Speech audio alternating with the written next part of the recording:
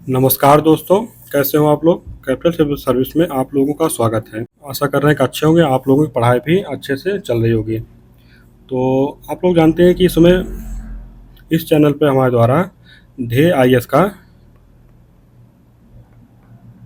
UP PCS test solve कराया जा रहा है। यूपी पीसीएस टेस्ट, और ये हम लोगों का फेज सेकंड का टेस्ट है। फेज सेकंड का टेस्ट है, तो इसमें और लोगों का टेस्ट 8 नंबर, ये 8 नंबर का टेस्ट है और जीएस फुल का टेस्ट है। और इसमें जो करंट अफेयर दिया गया है दिसंबर 2023 का है। तो अगले टेस्ट है हम लोगों का क्या हो जाएगा कि जनवरी 2024 का टेस्ट आने लगेगा। तो हम लोग फिर क्या करेंगे कि करंट अफेयर को भी सॉल्व करते चलेंगे साथ में। तो इसमें क्या करेंगे कि ये जो करंट अफेयर आएगा दिसंबर 2023 का, इसको हम लोग स्किप करेंगे। तो अगले टेस्ट है करंट अफेयर भी साथ साथ में सॉल्व करते चलेंगे हम लोग। और एग्जाम भी ज़्यादा दूर नहीं है, तो अब करंट अफेयर भी इसमें क्या है अच्छा अच्छा दिया गया है, तो हम लोग इससे करंट अफेयर का रिवीजन भी होता जाएगा ना। तो चलिए हम लोग टेस्ट को सॉल्व करते हैं।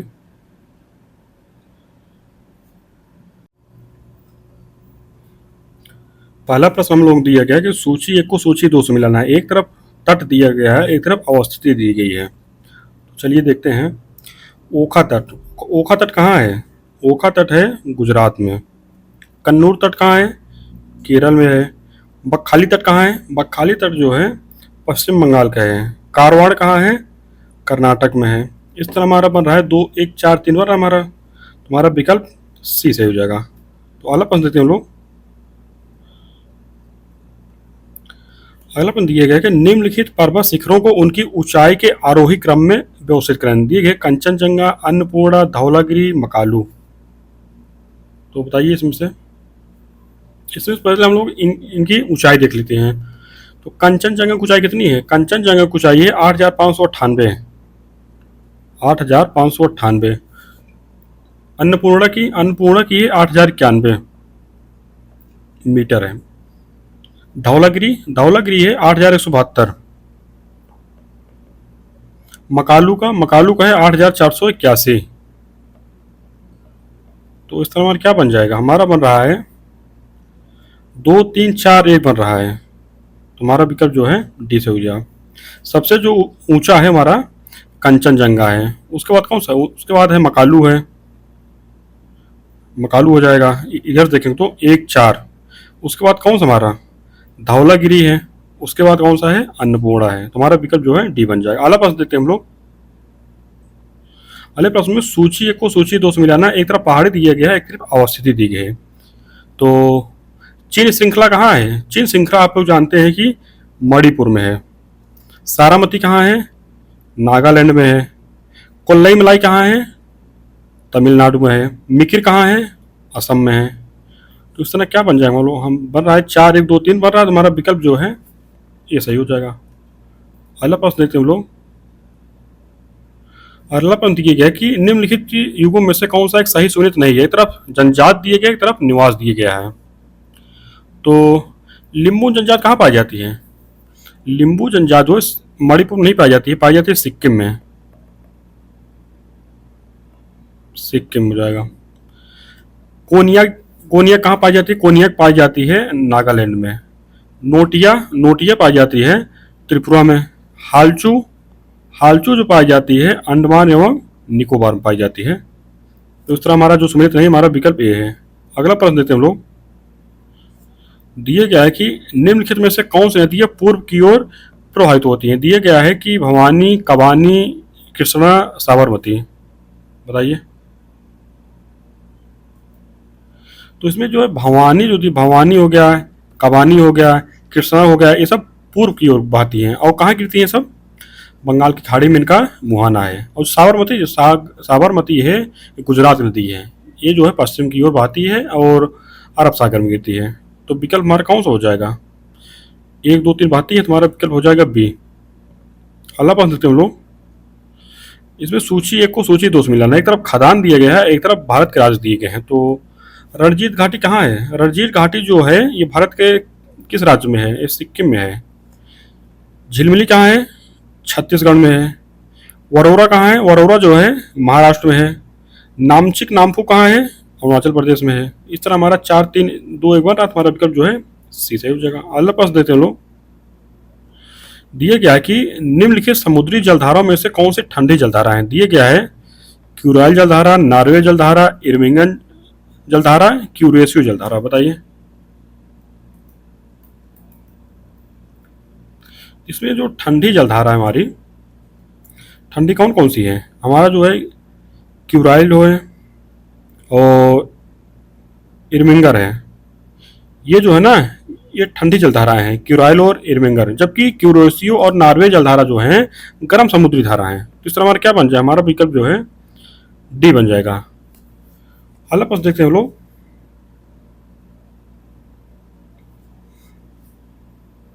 अगला प्रश्न यह है कि निम्नलिखित कथनों पर विचार करें। पहला कथन दिया कि मिसौरी नदी दक्षिणी रॉकी पर्वत से निकलकर मिसिसिपी नदी में मिलती है। दूसरा दिया कि मिसौरी और मिसिसिपी के संगम पर कंसास शहर बसा है। तो उपरोक्त में से सत्य कथन कौन सा है, बताइए। तो इसमें जो पहला कथन दिया गया कि मिसौरी नदी दक्षिणी रॉकी पर्वत से निकलकर मिसिसिपी नदी में मिलती है, तो पहला कथन हमारा सही हो जाएगा। तो दूसरा कथन जो दिया गया मिसौरी और मिसिसिपी के संगम पर कंसास शहर बसा है। कंसास शहर नहीं बसा है। कौन शहर बसा है, सेंट लुई है, सेंट लुई शहर है। दूसरा कथन हमारा गलत हो जाएगा, हमारा विकल्प जो है ये सही है। अगला प्रश्न देखते हैं। दिया गया कि पेरेकाप स्थल संधि के संदर्भ में निम्नलिखित कथनों पर विचार करें। दिया गया कि यह क्रीमिया तथा यूक्रेन के मध्य अवस्थित है। दूसरा दिया गया कि यह काले सागर को सिवास नामक समुद्र से अलग करता है। बताइए इसमें क्या सही हमारा।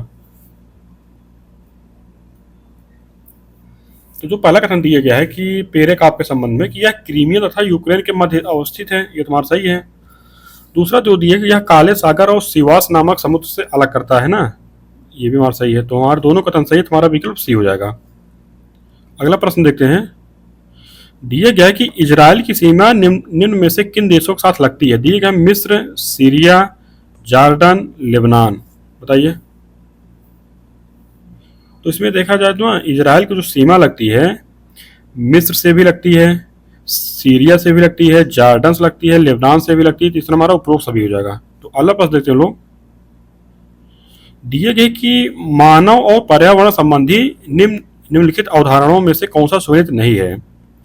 तो जो पहला दिया गया है कि नियतवादी अवधारणा, नियतवादी अवधारणा जो संपादक थे ये थे एफ रेटजेल थे, तो हमारा सुमिलित है। और दूसरा है कि संभववादी अवधारणा, तो संभववादी जो अवधारक थे ये कार्ल रिटर नहीं थे, तो इनका नाम है Vidal de Laplace, Vidal de Laplace थे, तो ये हमारा सुमिलित नहीं है। तीसरा है कि नवनियतवादी अवधारणा, तो इनके जो संपादक थे इनके जो, तो वो हैं ग्रिफिथ टेलर हैं। और चौथा है कि सांस्कृतिक निश्चयवाद, तो इनके जो संपादक हैं कार्लो सावर हैं। तो इस तरह हमारा क्या सुमिलित है, हमारा विकल्प जो है बी नहीं सुमिलित है। अगला प्रश्न देते हैं लोग। दिए गया कि निम्न में से कौन से भारतीय जलमंडल आरक्षित क्षेत्र यूनेस्को के वैश्विक नेटवर्क में शामिल नहीं है। दिए गए मानस, डिब्रू साइकोवा, नोकरेक, अचानक मार। बताइए। तो इसमें जो मानस और डिब्रू साइकोवा हैं ये जो जलमंडल क्षेत्र ये क्या है ना कि यूनेस्को के वैश्विक नेटवर्क में शामिल नहीं है। कौन कौन से, मानस और डिब्रू साइकोवा। जबकि नोकरेक और अचानक मार ये शामिल हैं। तो 3, 4 है हमारा, तो हमें बताना कौन शामिल नहीं है। तो 1, 2 तुम्हारा विकल्प जो है ये बन जाएगा। अगला प्रश्न देते हैं हम लोग।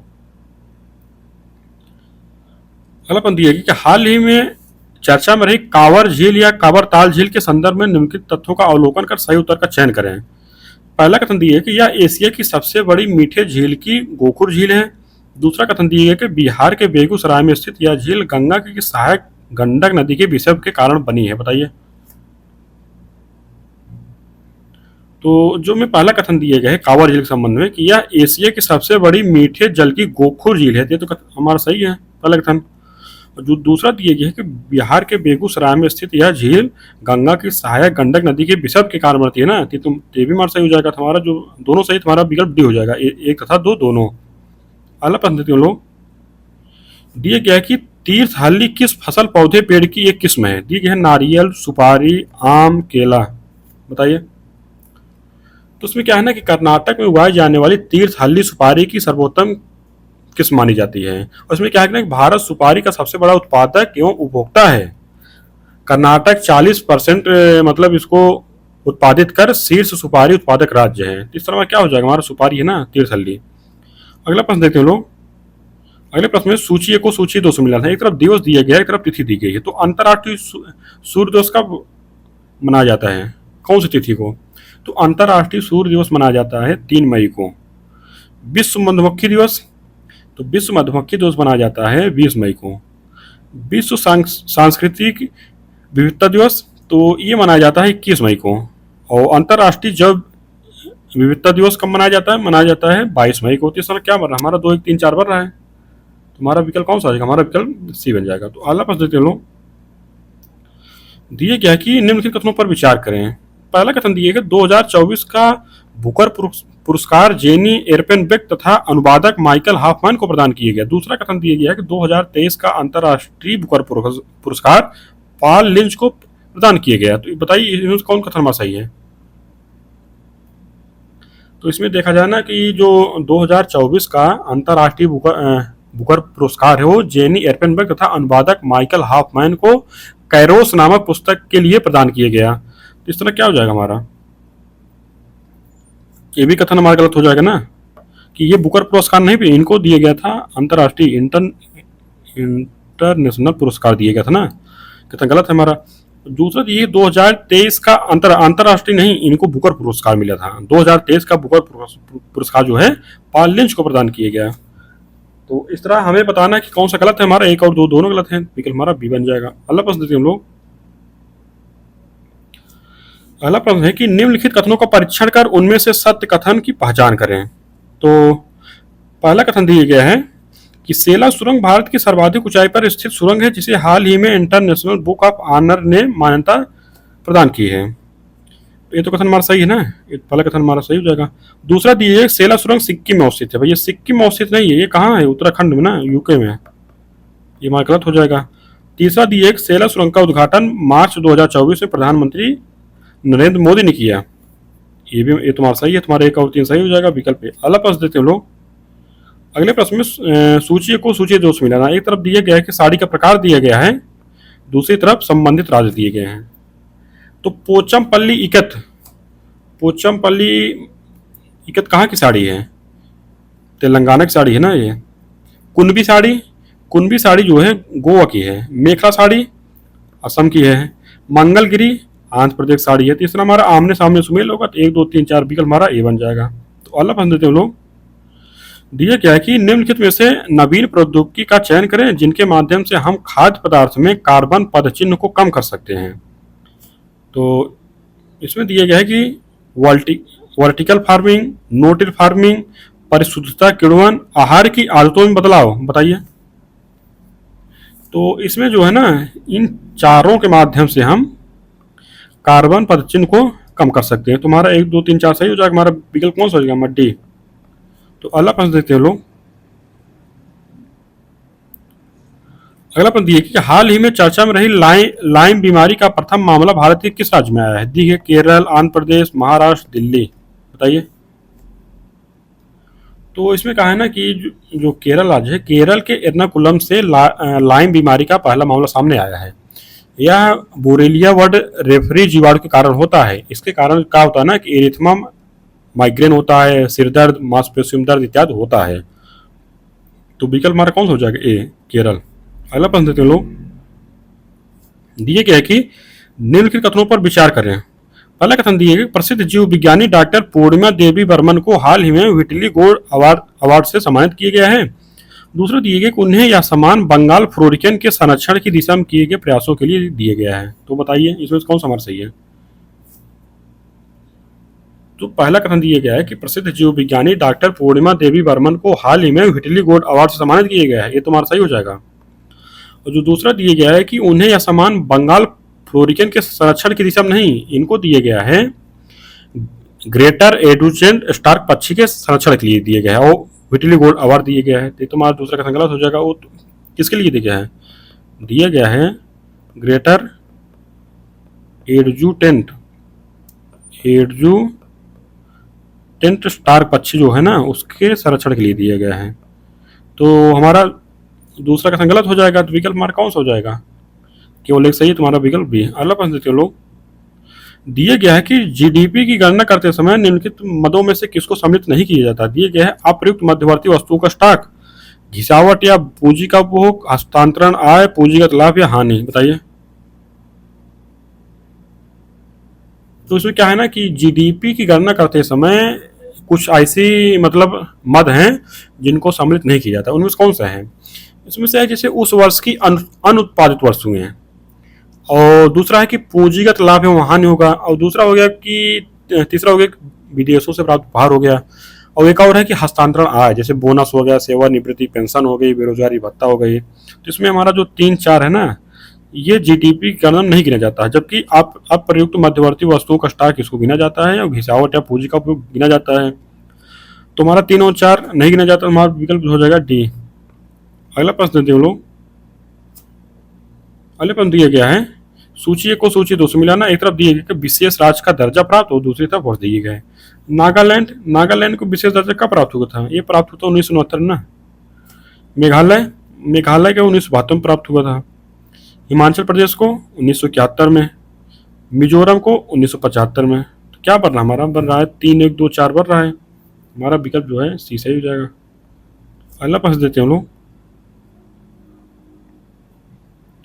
दिए गया कि मुद्रास्फीति से संबंधित निम्नलिखित कथनों पर विचार कर रहे हैं। तो पहला दिया गया है कि मुद्रास्फीति से परिवर्तनशील आय समूहों को लाभ होता है।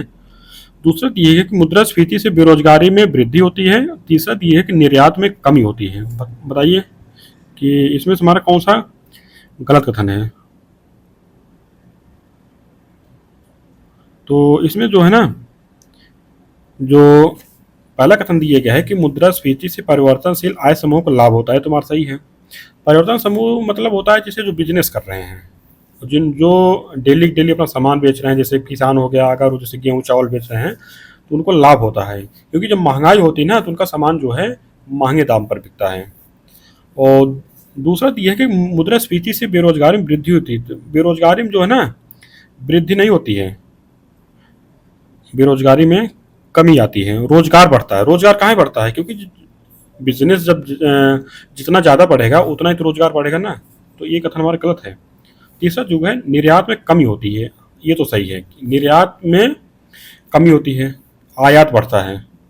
तो इसमें क्या हो जाएगा हमारा? निर्यात में कमी होती है ना, ये तुम्हारा सही है। और क्या होता है? आयात में क्या होता है? आयात में वृद्धि होती है। इस हमारा 1 और 3 सही है, तुम्हारा विकल्प 2 गलत है। तुम्हारा क्या हो जाएगा? हमारा केवल 2 विकल्प ए बन जाएगा। अगला प्रश्न देते हैं लोग, अगला प्रश्न में सूची 1 को सूची 2 से मिलाना। एक तरफ योजना दिया गया, दूसरी तरफ प्रारंभ वर्ष दिए गए हैं। तो राष्ट्रीय राजमार्ग विकास परियोजना, तो राष्ट्रीय राजमार्ग विकास परियोजना कब स्टार्ट हुआ था? ये 1999 में हुआ था। और प्रधानमंत्री ग्राम सड़क योजना 2000 में हुआ था। और भारतीय राष्ट्रीय राजमार्ग प्राधिकरण ये कब बना था? ये 1988 में बना था। और प्रधानमंत्री भारत जोड़ो परियोजना ये 2004 में प्रारंभ हुआ। तो क्या बन रहा है हमारा? हमारा बन रहा है 2, 1, 3, 4 बन रहा है। तुम्हारा विकल्प जो है डी सही हो जाएगा। तो अगला प्रश्न देख लो, दिए गया कि निम्नलिखित कथनों में से कौन सा कथन सत्य है? दिए गए कैथरीन तंजानिया की सर्वोच्च चोटी है, और दूसरा दिया गया है कि यह सिनाई प्रायद्वीपीय के दक्षिणी छोर पर अवस्थित है। बताइए इसमें तुम्हारा कौन सा हो जाएगा?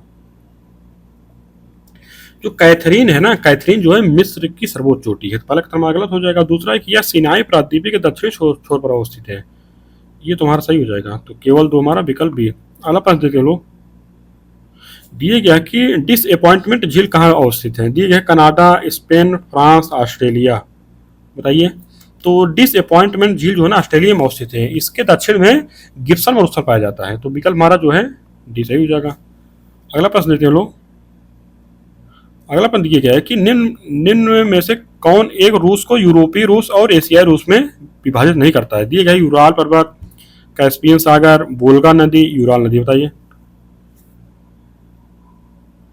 तो इसमें क्या है ना कि रूस 2 महाद्वीपों जैसे यूरोप एवं एशिया में विस्तृत है, आप लोग जानते ही हैं। और इसका अधिकांश जो विकसित भाग जो है ना यूरोप में यूराल पर्वत के पश्चिम में स्थित है।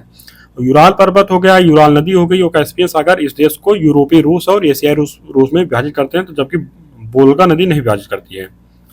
तो इस तरह हमारा विकल्प जो है सी बन जाएगा। अगला प्रश्न देते हैं लोग, अगले प्रश्न में सूची को सूची 2 से मिलाना है। एक तरफ दिया गया है कि पर्वत दूसरी तरफ अवस्थिति दी गई है। तो ग्रैम्पियन कहाँ है भैया? ग्रैम्पियन पर्वत जो है ये है स्कॉटलैंड में। एपेनाइन कहाँ है? एपेनाइन जो है इटली में है, आप लोग जानते ही हैं। हार्च कहाँ है? जर्मनी में है। पिनाइन कहाँ है? पिनाइन जो है इंग्लैंड में है। तो इसमें हमारा क्या बन रहा है? हमारा 3 4 2 1 बन रहा है, तो विकल्प हमारा डी सही हो जाएगा। अगला प्रश्न देते लोग, दिया गया कि निम्न में से कौन एक अक्षांश कहलाता है? दिया गया है कि विषुवती, निम्न वायुद्वार पेटी, उपोष्ण उच्च वायुद्वार पेटी, उपध्रुवी, निम्न वायुद्वार पेटी, ध्रुवी उच्च वायुद्वार पेटी। बताइए। तो इसमें क्या है ना कि उपोष्ण उच्च वायुद्वार पेटी जो है दोनों गोलार्धों में 23.5 डिग्री से 35 डिग्री तक पाया जाता है। इन अक्षांशों पर क्या होता है ना कि वायु के नीचे उतरने के कारण वायु का क्षैतिज संचलन नहीं हो पाता है, जिस कारण यहाँ वायुमंडल प्राय शांत रहता है। और इसमें इसका जो नाम पड़ा है अक्षांश, इसके बारे में क्या है ना कि मध्य युग में घोड़ों पर ले जाने वाली नौकाओं को यहाँ की शांत वायुमंडलीय दशाओं के कारण काफी कठिनाई होती थी। अतः नौकाओं का भार हल्का करने के लिए घोड़ों को कई बार समुद्र में फेंकना पड़ता था। तो इसीलिए इस कटिबंध का नाम अक्षांश पड़ा। तो इसमें क्या हो जाएगा? हमारा विकल्प बी बन जाएगा ना, उपोष्ण उच्च वायुद्वार पेटी। अगला प्रश्न देते लोग, दिया गया कि इसमें कथन और कारण दिए। कथन दिया गया कि ब्लू चिप कंपनियों को सुरक्षित निवेश विकल्प माना जाता है। कारण दिया गया है कि ब्लू चिप कंपनियों के पास लाभांश भुगतान और स्थिर वृद्धि का एक सुसंगत इतिहास है। बताइए इसमें हमारा क्या सही होगा?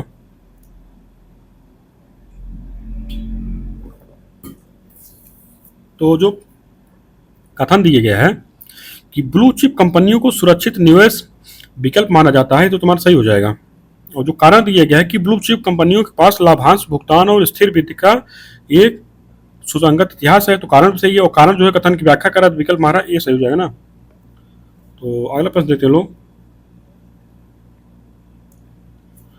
अगला प्रश्न दिया गया है कि निम्नलिखित युगों पर विचार करें। तो इसमें क्या है ना, दिया गया है कि लॉरेंज वक्र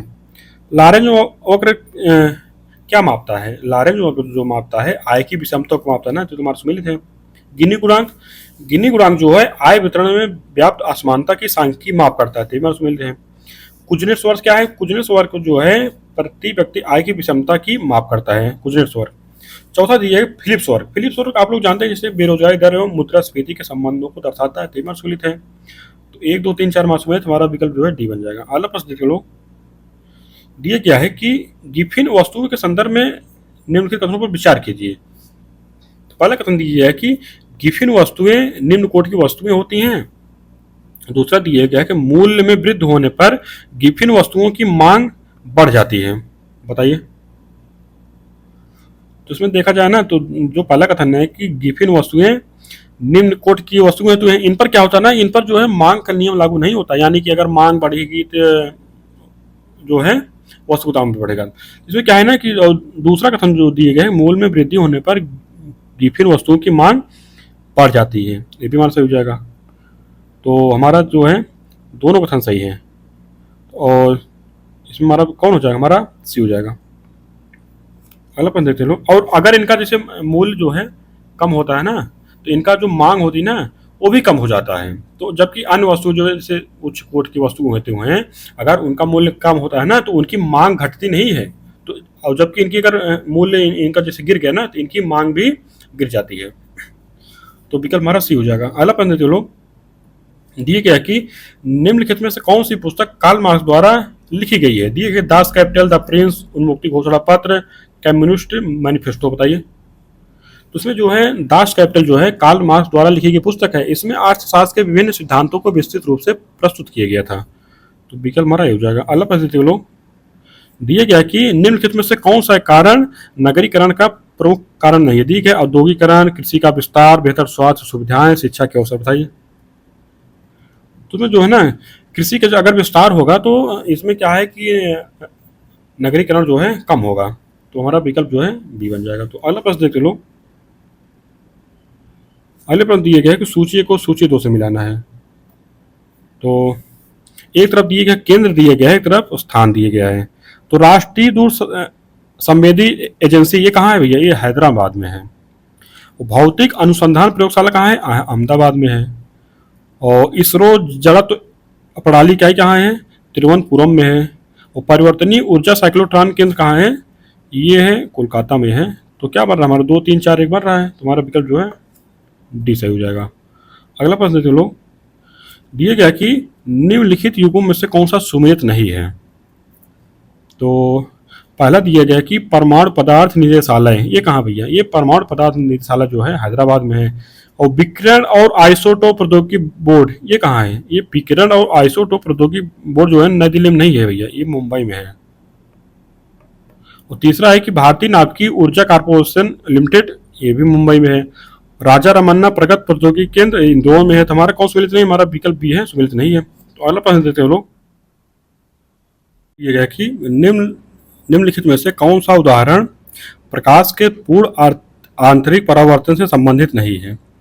दिए गया कि रेगिस्तान में मरीचिका का बनना, कांच में आई दरार का चमकना, जल में पड़ी परखनली का चमकना और बर्तन की तली में पड़ा सिक्का ऊपर उठा हुआ दिखना। बताइए।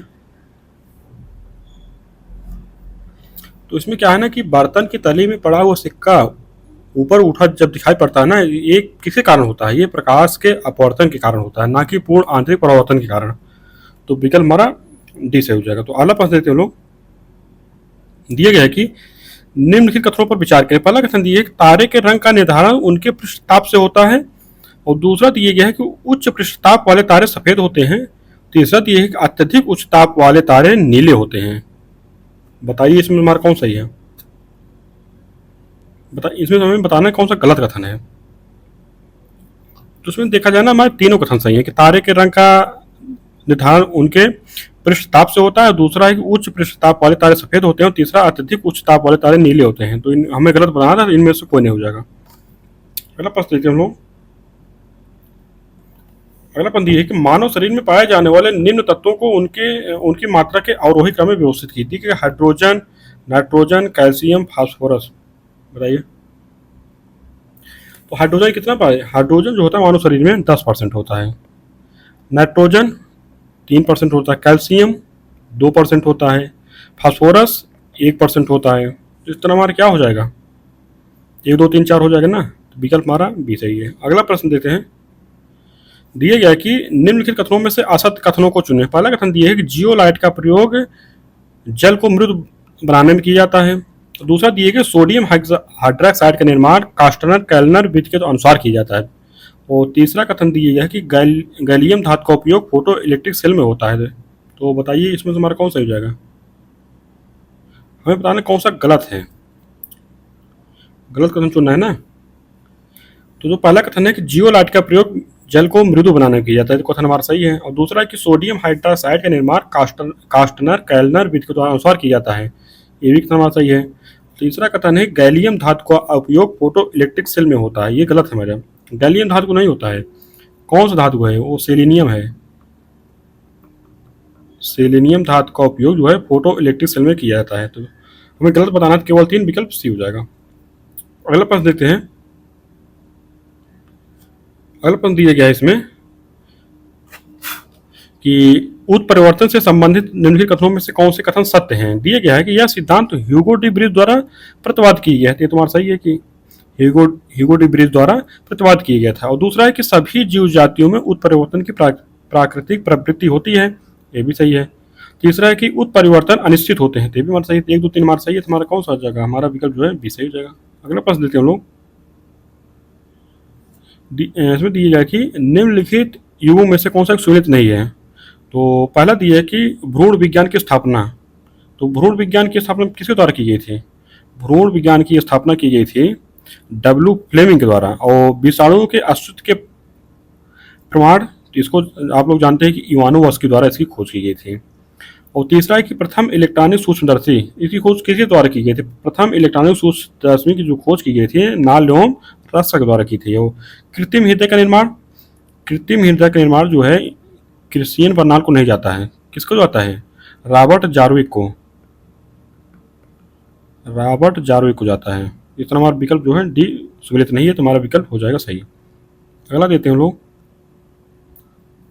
अगला दिया गया है कि निम्नलिखित में से कौन से परानुकंपी तंत्र के कार्य नहीं हैं।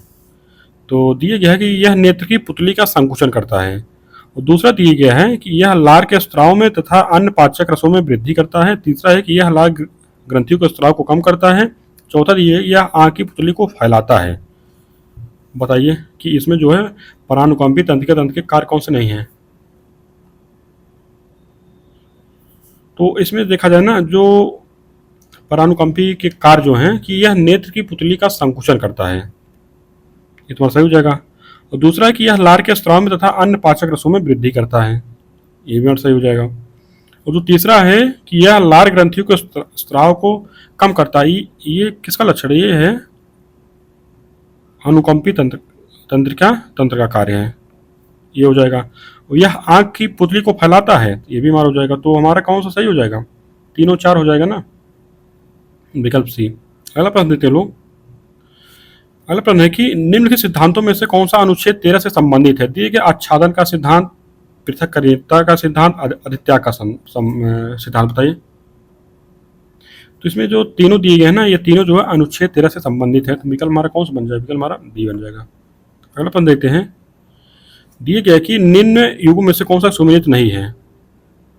दिए गया एकांतता का अधिकार। एकांतता का अधिकार जो है राजगोपालन बनाम तमिलनाडु राज्य, ये सुमेलित है।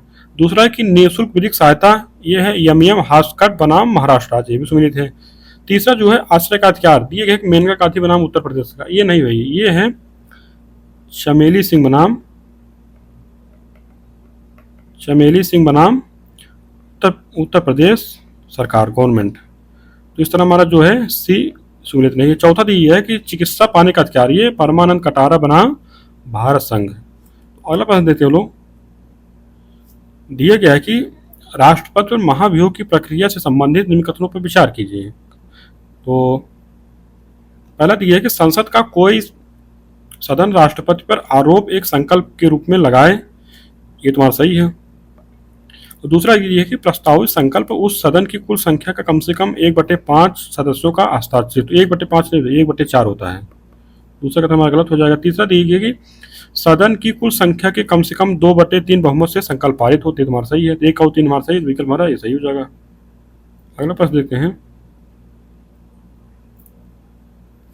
अगला प्रश्न दिए गए पूर्ण न्याय शब्द का प्रयोग भारतीय संविधान के किस अनुच्छेद में किया गया? अनुच्छेद 143, अनुच्छेद 142, अनुच्छेद 143, अनुच्छेद 144, बताइए।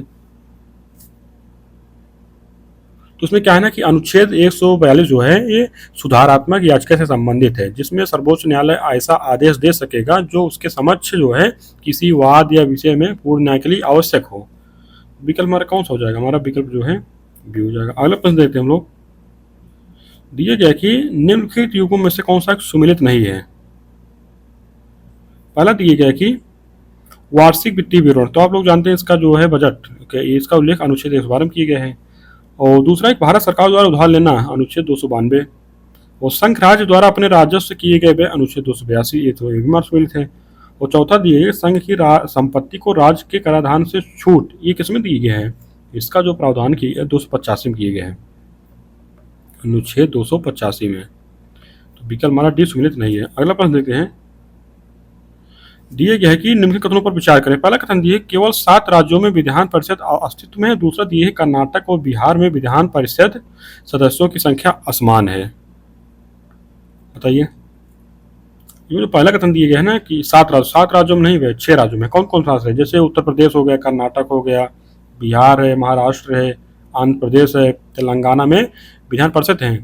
तो पहला कथन हमारा गलत है। और दूसरा जो है कि कर्नाटक और बिहार में 75 सदस्य विधान परिषद में हैं, तो कितना? 75, तो हमारा सही हो जाएगा। तुम्हारा विकल्प बी है। कौन सा बन जाएगा हमारा? 50 बी ना, सत्य कथन में बताना था। असमान नहीं भाई, ये समान है। तुम्हारा दोनों कथन गलत हैं, विकल्प हमारा सी बन जाएगा। अगला प्रश्न देते हैं। अगले प्रश्न दिए गए कौन से सुमेलित नहीं है? तो पहला दिए है कि नियम 388। नियम 388 का मतलब क्या होगा? सदन में सारे नियमों को किनारे कर किसी भी विषय पर चर्चा, तो सही है। और नियम 377 ये है, इसमें प्रावधान किया कि लोक महत्व एवं निर्वाचन क्षेत्र से संबंधित मामले।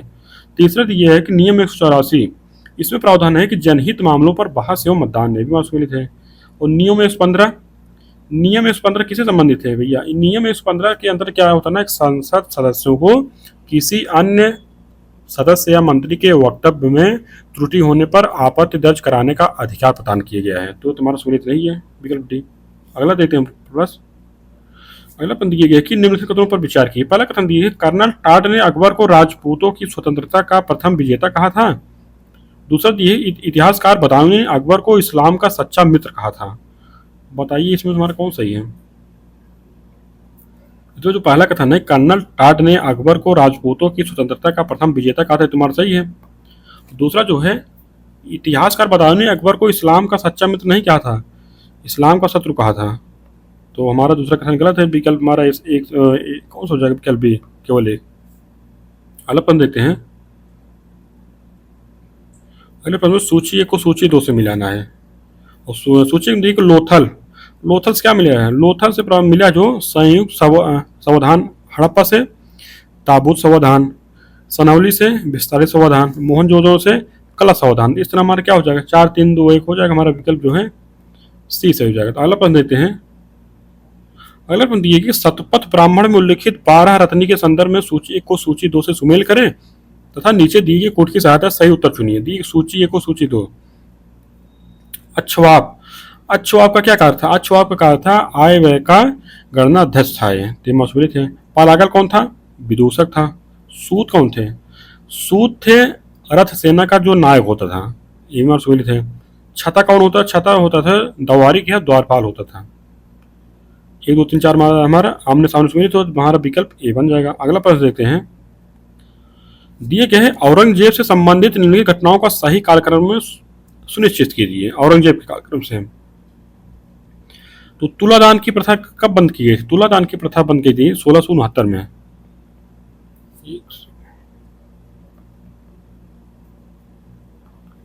तुलादान की प्रथा बंद की गई थी 1669 में। जजिए कर लगाना, जजिए कर कब लगाया गया? 1679 में लगाया गया था ना, 1679 में। दरबारी प्रणाम की जगह सलाम अलैकुम का प्रयोग ये कब किया गया था? 1670 में। और दरबार में संगीत पर प्रतिबंध ये लगाया था 1668 में लगाया गया था। तो इससे हमारा क्या बन जाएगा? 4 1 3 2 बन रहा है हमारा। तो विकल्प हमारा कौन सा हो जाएगा? विकल्प हमारा ये हो जाएगा। अगला प्रश्न देखते हैं। अगले प्रश्न दिए कि निम्नलिखित में से कौन सा सुमेलित नहीं है? तो दिया गया है कि अलतमगा। अलतमगा कौन था? अलतमगा मतलब होता था कि पुरस्कार स्वरूप दिए गए भूमि जो अनुदान दी जाती थी, तो उसको अलतमगा कहते थे। तो ये हमारे सुमेलित है। कनकूत जो था, कनकूत था कि लगान निर्धारण की पद्धति थी एक, ये भी हमारे सुमेलित है। जरीब होता था कि भू राजा उसका ठेकेदार नहीं होता था। जरीब मतलब होता था ये भूमि मापक एक यंत्र था। तो हमारा सुमेलित नहीं है। क्या था जरीब? या भूमि या जमीन मापक यंत्र होता था। खुम्स क्या था? खुम्स था युद्ध में प्राप्त शत्रु संपत्ति। हमें बताना कौन सुनित नहीं, हमारा विकल्प सी बन जाएगा। अगला देखते हैं हम लोग प्रश्न। अगला प्रश्न है कि निम्नलिखित विद्रोहों को उनके काल क्रमानुसार व्यवस्थित कीजिए। दिया गया कि दक्कन विद्रोह, खासी विद्रोह, जयंतीय विद्रोह, फराजी विद्रोह। बताइए तो इसमें हमारा कौन सही हो जाएगा? इसमें देखा जाए कि दक्कन विद्रोह कब हुआ था? दक्कन विद्रोह हुआ था 1875 में। और खासी विद्रोह कब हुआ था? खासी विद्रोह हुआ था 1829 में। जयंती विद्रोह कब हुआ था? ये 1861 में हुआ था। और इसमें है फराजी विद्रोह कब हुआ था? फराजी विद्रोह हुआ था 1838 से 1857 के मध्य चला था ये। इससे हमारा क्या हो जाएगा? हमारा बन रहा है 2 4 3 1 बन रहा है, 2 बन रहा है, 4 बन रहा है, 3 1 बन रहा है। हमारा विकल्प जो है सी सही हो जाएगा। दक्कन विद्रोह के नेता कौन थे? दक्कन विद्रोह जो नेता थे बाबा साहब देशमुख थे। खासी विद्रोह के आप लोग जानते ही हैं कि तीरथ सिंह थे। जयंती विद्रोह के नेता किंग नंगवाह थे। और खासी जो फराजी विद्रोह है इसके जो नेता थे वो दादू मियाँ थे। तो विकल्प हमारा सी हो जाएगा। अगला प्रश्न देखते हैं। अगले प्रश्न दिए गए सूची 1 को सूची 2 से मिलाना। एक तरफ दिया गया है गवर्नर जनरल दिए गए हैं, एक तरफ उनके कार्य दिए गए हैं। तो दिए गए पहले हैं लॉर्ड डफरिन। तो इनके कार्यकाल में मतलब कौन सा कार्यकाल हुआ था? इनके कार्यकाल में हुआ था बर्मा का विलय। बर्मा का विलय कब हुआ था? ये 1 जनवरी 1886 को हुआ था। लॉर्ड एलनबरो दिए गए हैं। लॉर्ड एलनबरो कार्यकाल में क्या था? सिंध का विलय। सिंध का विलय कब किया गया था? 1843 में किया था। लॉर्ड इरविन, इनसे संबंधित कौन सा कार्य था? इनसे संबंधित कार्य था दीपावली घोषणा, लॉर्ड इरविन के संबंध में। और दीपावली घोषणा कब हुआ था? ये 31 अक्टूबर 1929 को था। लॉर्ड रीडिंग, तो इनके संबंध में है कि ये एकमात्र यहूदी वायसराय थे। तीसरा हमारा क्या बन रहा है? हमारा बन रहा है 3 बन रहा है, 1 2 4 बन रहा है। हमारा विकल्प जो है बी हो जाएगा। अगला प्रश्न देखते हैं कि सैडलर कमीशन से संबंधित निम्नलिखित कथनों पर विचार कीजिए। पहला कथन यह है कि स्कूली शिक्षा 12 वर्ष की होनी चाहिए। दूसरा कथन दिया है कि अध्यापकों के प्रशिक्षण हेतु व्यवस्था होनी चाहिए। तीसरा दिया है कि महिला शिक्षा हेतु एक विशेष बोर्ड की नियुक्ति होनी चाहिए। तो बताइए इसमें से हमारा कौन सा कथन सही है? इसमें देखा जाए ना कि सैडलर कमीशन के संदर्भ में जो हमारे तीनों कथन दिए गए, तीनों कथन सही है। इसमें प्रावधान किया गया था जैसे स्कूली शिक्षा 12 वर्ष को, और विश्वविद्यालय शिक्षा में प्रवेश जो है 12वीं के बाद होना चाहिए, और महिलाएं हेतु विशेष शिक्षा बोर्ड होना चाहिए, और अध्यापकों के प्रशिक्षण की व्यवस्था होनी चाहिए, और वैज्ञानिक एवं तकनीकी शिक्षा का विस्तार होना चाहिए। इस तरह हमारा जो है ना तीनों कथन सही है, तो हमारा विकल्प सी बन जाएगा। अगला प्रश्न देखते हैं हम लोग।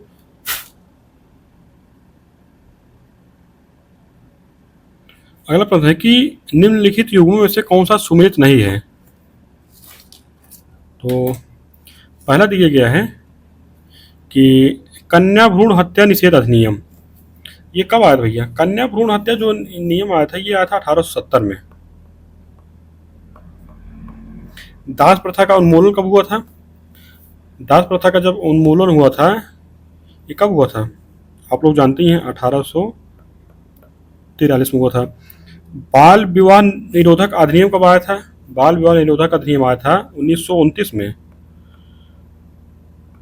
सम्मत आयु अधिनियम कब आया था? सम्मत आयु अधिनियम आया था जो है ये 1891 में आया था। और इसमें पूछ रहा है कि निम्नलिखित युगों में कौन सा सुमेलित नहीं है, तो हमें लग रहा है कि इसमें से कोई भी सुमेलित नहीं। आप लोग इसको एक बार देख लीजिएगा। तो हमने इसमें देखा है कि 1870 ये भी मार सही है। दास प्रथा का उन्मूलन 1843 में आया था। इसमें जो गवर्नर जनरल थे एलन ही थे। तीसरा कि बाल विवाह निरोधक अधिनियम 1929 में आया था, इसको शारदा एक्ट भी कहते हैं। और सम्मत आयु अधिनियम जो आया था 1891 में आया था। इसमें जो लड़कियों की सहमत की जो आयु थी वो 12 वर्ष कर दी गई थी ना। तो इस समय क्या हो जाएगा? और इसमें जो दिया गया है आंसर में वो दिया गया है कि कन्या भ्रूण हत्या निषेध अधिनियम जो आया था वो आया था 1804 में। तो इस तरह में क्वेश्चन ही थोड़ा गलत लग रहा है, आप लोग इसको एक बार देख लीजिएगा। अगला प्रश्न लोग दिए गए कि समुद्रगुप्त ने दक्षिण भारत के 12 राज्यों को जीता था, उनमें से राज्य और राजा के संबंध में कौन सा सुमेलित नहीं है? एक तरफ राज्य दिए गए, एक तरफ राजा दिए गए हैं। तो कौशल के राजा कौन थे? महेंद्र थे। महाकांतार के राजा कौन थे? व्याघराज थे। और पृष्ठपुर के राजा कौन थे? पृष्ठपुर के राजा जो है स्वामीदत्त नहीं थे भैया, ये पृष्ठपुर के राजा थे, राजा महेंद्रगिरी थे। कौन थे? राजा महेंद्रगिरी। और कांची के राजा कौन थे? कांची के राजा विष्णुगुप्त थे। ये भी सुमेलित थे। हमारा विकल्प सी जो है ये सुमेलित नहीं है। अगला प्रश्न देखते हैं। दिए गए कि मीर कासिम द्वारा बंगाल का नवाब बनने के बाद किए गए सुधारों के संबंध में कौन सा कथन गलत है? पहला दिया गया है कि इसने अववाब नामक नया कर लगाया था, तेमर सही है। दूसरा है कि पुराने करों पर 3/32 भाग अतिरिक्त कर लिया, ये भी सही है। तीसरा है कि अधिकारियों द्वारा बचत के रूप में एक और कर खिजरी जमा भी वसूल किया, ये भी सही है।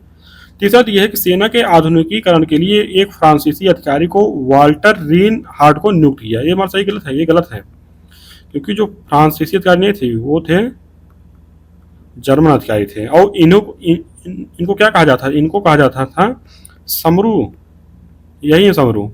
हमारा जो विकल्प डी है ना ये सुमेलित नहीं है, सही नहीं है। अगला प्रश्न देखते हैं।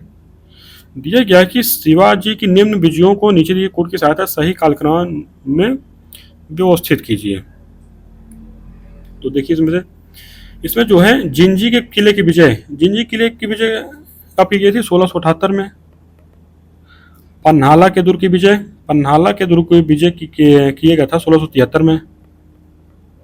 सूरत सूरत की दूसरी लूट, सूरत की जो दूसरी लूट हुई थी 1670 में हुई थी।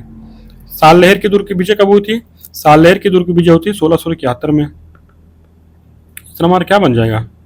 हमारा बन रहा है 3 4 2 1 बन रहा है। तुम्हारा विकल्प जो है कौन सा हो जाएगा? 3 4 2 विकल्प ए हो जाएगा। अगला देते हैं लोग पास। अगला पद दिया गया कि अंग्रेजों के समय भारतीय ग्रामीण शिल्प उद्योगों के हास के परिणामों के संबंध में निम्नलिखित कथनों पर विचार करें। पहला कथन दिया गया है कि इसके कारण गांव को औद्योगिक सामग्री के लिए शहरों पर आश्रित होना पड़ा। ये तुम्हारा सही है।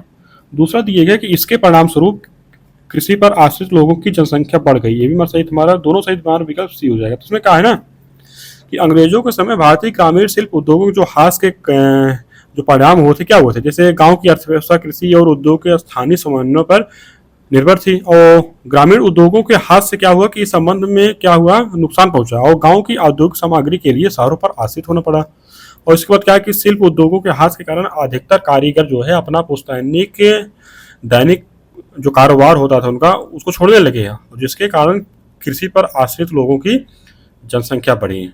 तो इस हमारा विकल्प कौन सा? हमारा विकल्प सी हो जाएगा। अगला देते हैं। दी गई कि निम्न में से कौन सी विशेषता भू राजस्व की रैयतवाड़ी व्यवस्था की नहीं है? पहला तो यह है कि इसमें भूमि का स्वामित्व किसानों को दिया गया, तो सही है। दूसरा है कि किसान भूमि का विक्रय तो कर सकते थे परंतु उसे गिरवी रख सकते थे। दूसरा कथन हमारा गलत है। तीसरा दिया है कि लगान अदायगी के प्रत्येक 30 वर्ष बाद पुनः समीक्षा की जाएगी, ये तो सही है। और दूसरा है कि अंतिम है कि इस व्यवस्था में किसानों को उपज का 1/2 भाग राजस्व के रूप में देना होता था, सही है। हमारा विकल्प जो है बी हो जाए। अगला प्रश्न देखते हैं। अगला प्रश्न देखते हैं। दिए गया कि निम्नलिखित कथनों पर विचार करें। पहला कथन दिए गए फरवरी 1918 ईस्वी में उत्तर प्रदेश किसान सभा का गठन किया गया। दूसरा दिए गए उत्तर प्रदेश किसान सभा के गठन में बाबा रामचंद्र के प्रयासों से हुआ। बताइए इसमें हमारा कौन सही होगा? तो उसमें क्या है ना कि उत्तर प्रदेश किसान सभा का गठन जो होता है फरवरी 1918 ईस्वी में किया गया था, जिसमें गौरी शंकर मिश्र, इंद्र नारायण द्विवेदी और मदन मोहन मालवीय का विशेष योगदान रहा। पहला कथन हमारा सही हो जाएगा। दूसरा दिया गया उत्तर प्रदेश किसान सभा के गठन में बाबा रामचंद्र के प्रयास से हुआ। इनके प्रयास नहीं है, इनके प्रयास हुआ था 1920 में अवध किसान सभा की जब स्थापना हुई थी ना, अवध किसान सभा, तो उसमें क्या है इनका योगदान था। दूसरा कथन हमारा गलत है, तुम्हारा विकल्प ए बन जाएगा। अगला देखते हैं लोगों पर। अगला प्रश्न दिए है गदर पार्टी के संबंध में निम्नलिखित कथनों में से कौन सा सही नहीं है? पहला दिए है गदर पार्टी की स्थापना 1 नवंबर 1913 को अमेरिका के सैन फ्रांसिस्को नगर में सही है। और दूसरा दिया गया है कि लाला हरदयाल इसके संस्थापक अध्यक्ष बने। इनके संस्थापक अध्यक्ष तो ये नहीं थे, कौन बनाए गए थे? सोवन सिंह भाखना बनाए गए थे ना, सोवन सिंह भाखना। तो दूसरा हमारा गलत है। तीसरा है कि इन्होंने गदर नामक एक पत्र निकाला, ये भी हमारा सही है। और गदर नामक इनके द्वारा पत्र निकाला गया था।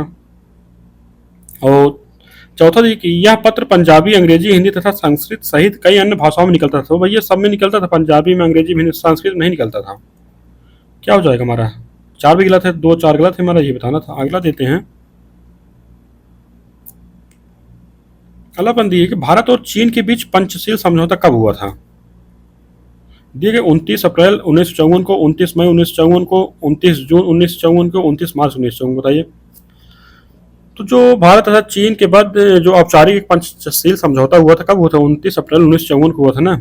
इसमें जो प्रावधान किए गए थे कि एक दूसरे की प्रादेशिक अखंडता हो और प्रभुसत्ता के लिए पारस्परिक सम्मान करना, और इसमें एक और किया गया था कि पारस्परिक अनाक्रमण का आश्वासन, और एक दूसरे के आंतरिक मामलों में हस्तक्षेप न करना, और था कि समानता और परस्पर लाभ, और अंतिम था कि शांतिपूर्ण सह अस्तित्व। ये हो जाएगा। तो अगला देते हैं हम लोग पास।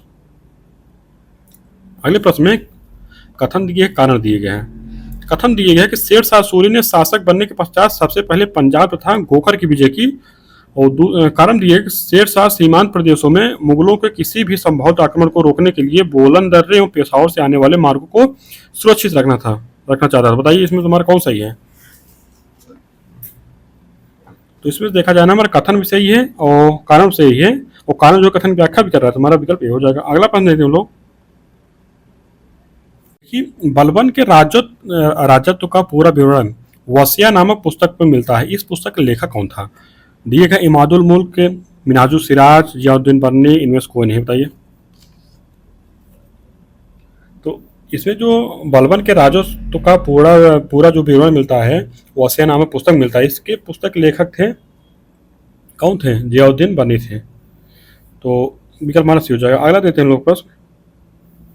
दिए गया है कि विजयनगर के शासक किस देवराय ने बीदर पर आक्रमण कर बहमनी शासक महमूद शाह को कासिम बरीद के चंगुल से निकालकर पुनः सिंहासनारूढ़ किया। और दूसरा दिया गया है कि इस उपलक्ष्य में उसने यवन राज स्थापनाचार्य की उपाधि थी ग्रहण की। बताइए इसमें क्या सही है? तो इसमें देखा जाए हमारा दोनों कथन सही है, तो इस तरह हमारा विकल्प जो है सही हो जाएगा। अगला इसमें क्या है ना कि किस देवराज जो है विजयनगर का सबसे महान शासक था। इसने बीदर राज्य पर आक्रमण कर बहमनी शासक जो थे महमूद शासक को कासिम बरीद के चंगुल से मुक्त कराकर पुनः सिंहासनारूढ़ किया और इस उपलक्ष्य में उसने यमन राज स्थापनाचार्य की उपाधि धारण की। तो विकल्प हमारा सी हो जाएगा। अगला देते हैं लोग प्रश्न।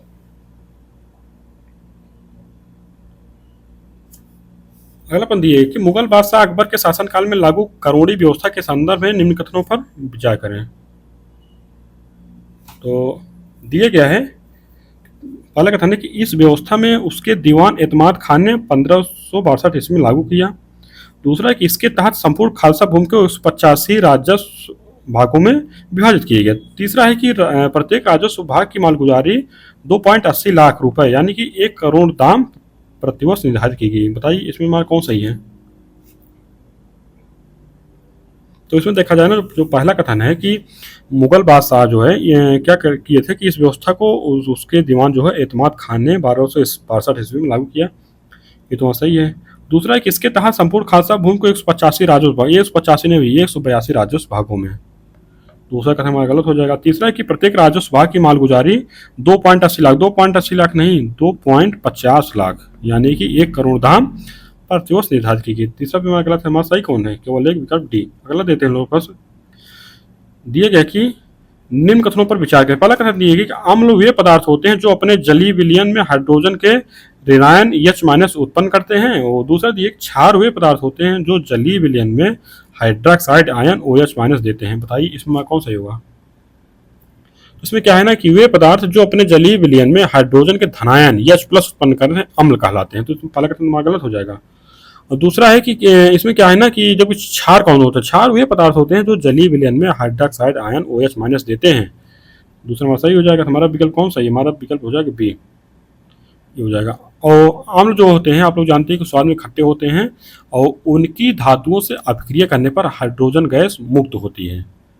क्या हो जाएगा हमारा विकल्प बी। अगला प्रश्न देते हैं। दिया गया कि कार्बन मोनोऑक्साइड के कारण हीमोग्लोबिन की ऑक्सीजन वहन क्षमता अवरुद्ध हो जाती है। कारण दिए गए कार्बन मोनोऑक्साइड गैस रक्त में उपस्थित हीमोग्लोबिन से मिलकर कार्बोक्सी हीमोग्लोबिन बनाती है। तो बताइए इसमें क्या सही है? इसमें देखा जाए हमारा कथन भी सही है, कारण सही है। कारण जो है कथन की व्याख्या भी कर रहा है। विकल्प हमारा ये हो जाएगा। अगला देखते हैं लोग बस। अगला दिया गया है कि निम्नलिखित युग्मों में से कौन सा सही सुमेलित नहीं। एक तरफ दिए गए नाइट्रोजनी उर्वरक दिए गए हैं, एक तरफ दिए गए नाइट्रोजन की मात्रा दिए गया है। तो इसमें हमें बताना कौन सा सुमेलित नहीं है। यूरिया, यूरियम कितना होता है भैया? यूरियम होता है 46%। कैल्शियम साइनाइड में होता है 40%। अमोनियम सल्फेट में जो नाइट्रोजन की मात्रा होती है 36% नहीं होती है, ये होती है 20 से 23% होती है। तो ये हमारा सहूलियत नहीं है। कैल्शियम अमोनियम नाइट्रेट में 24%। तुम्हारा विकल्प सी हो जाएगा। अगला प्रश्न देखते हैं। तो अगले प्रश्न में सूची 2 से मिलाना है। एक तरफ धातु दिए गए, एक तरफ आयस दिए गया है। तो सोडियम का आयस कौन सा है? ये है क्रायोलाइट। पोटेशियम को होता है कार्नेलाइट।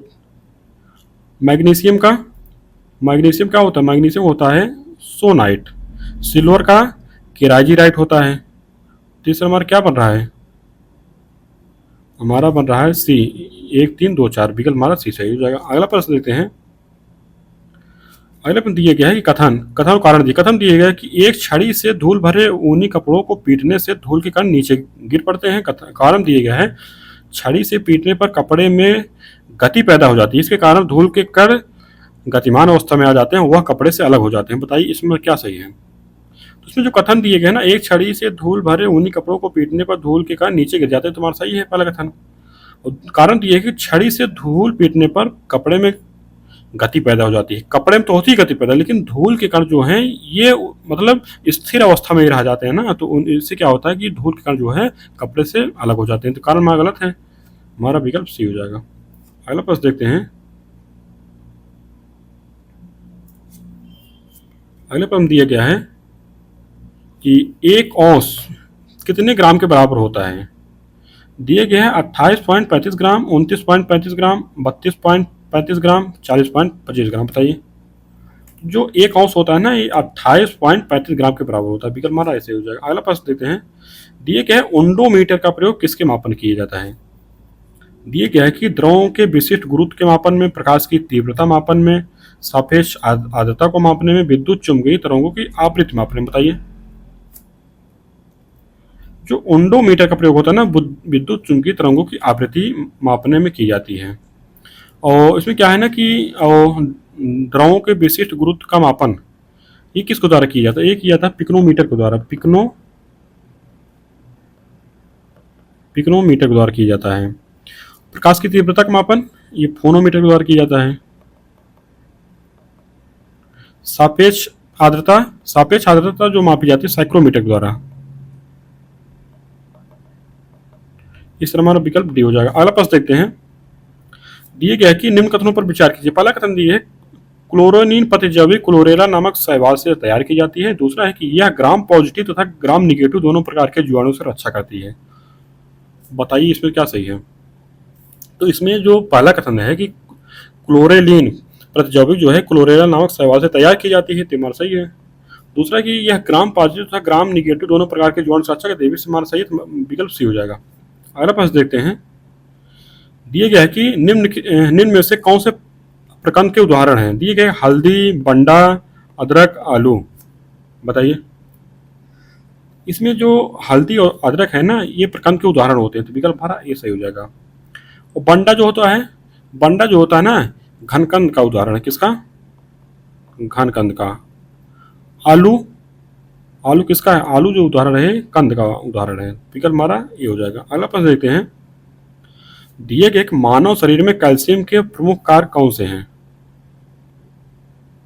दिए गया है कि यह वसा और कार्बोहाइड्रेट के पाचन में सहायता करता है। हमारा सही है, ये हमारा सही नहीं है भैया, क्योंकि जब इसमें क्या है कि वसा एवं कार्बोहाइड्रेट के पाचन में कौन सहायता करता है? फास्फोरस करता है ना। विकल्प हमारा जो हमारा पहला कथन है गलत हो गया। दूसरा कि यह अस्थि और दांतों का निर्माण करता है, भी सही है। और यह रक्त के जमने में सहायता करता है, भी सही है। और चौथा यह एंजाइम को स्रावित होने में सहायता करता है, ये भी हमारा सही है। तो हमारा 2, 3, 4 विकल्प भी सही हो जाएगा। अगला प्रश्न देखते हैं।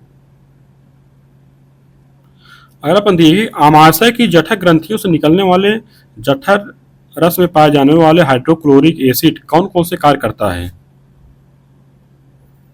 इसमें दिया गया है कि पहला कथन जो दिया गया है कि यह भोजन के माध्यम को अम्लीय बनाता है, क्योंकि ये अम्ल होता ही है, तो पहला कथन हमारा सही हो जाएगा। दूसरा कि यह हानिकारक जीवाणु को नष्ट करता है, भी सही है। तीसरा कि यह भोजन को सड़ने से बचाता है, भी सही है। और चौथा यह हड्डियों को गलाता है, भी हमारा सही है। तो चारों कथन हमारे सही, विकल्प हमारा ये बन जाएगा। अगला प्रश्न देखते हैं। अगला प्रश्न दिया गया कि निम्नलिखित में से किस संविधान संशोधन अधिनियम द्वारा एक ही व्यक्ति को 2 या 2 से अधिक राज्यों का राज्यपाल बनाने संबंधी प्रावधान किया गया है। दिए गए 5वें संविधान संशोधन द्वारा, 9वें संविधान संशोधन द्वारा, 7वें संविधान संशोधन द्वारा, 11वें संविधान संशोधन द्वारा। बताइए तो इसमें क्या है ना कि 7वें संविधान संशोधन अधिनियम 1956 द्वारा एक ही व्यक्ति को 2 या 2 से अधिक राज्यों का राज्यपाल बनाने संबंधी प्रावधान किया गया, तो विकल्प हमारा सी हो जाएगा। अगला प्रश्न देखते हैं। अगले प्रश्न में सूची 1 को सूची 2 से मिलाना है। सूची 1 को सूची 2 से मिलाना है। हमारे लोगों को विकल्प दिख रहा है। छठी अनुसूची में क्या प्रावधान? छठी अनुसूची उपबंध किया है कि असम, मेघालय, त्रिपुरा, मिजोरम के राज्यों के जनजातीय क्षेत्र का प्रशासन दिया गया है। दूसरी अनुसूची में क्या दिया? दूसरी अनुसूची में दिया है कि राज्य विधानसभाओं के अध्यक्षों, उपाध्यक्षों के बारे में उपबंध दिया गया है, तो हमारा सही है, मिल गया। 12वीं अनुसूची में क्या दी? 12वीं अनुसूची में दिया है कि नगर पालिकाओं की शक्तियां और उनके प्राधिकार और उत्तरदायित्व दिए गए हैं। 5वीं अनुसूची में क्या दिए है? 5वीं अनुसूची में दिए गए अनुसूचित क्षेत्र एवं अनुसूचित जनजातियों का प्रशासन और नियंत्रण दिए गए हैं ना। तुम्हारा क्या बन जाएगा? 2, 3, 4 एक बार हमारा विकल्प डी हो जाएगा। अगला प्रश्न देखते हैं।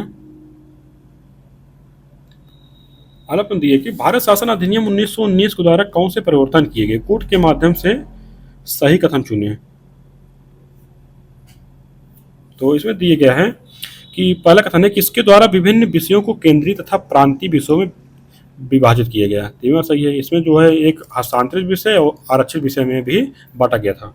और दूसरा है कि इस अधिनियम के द्वारा प्रत्यक्ष निर्वाचन की व्यवस्था प्रारंभ की गई, मतलब सीमित व्यवस्था ही की गई, लेकिन जो है निर्वाचन की व्यवस्था की गई थी।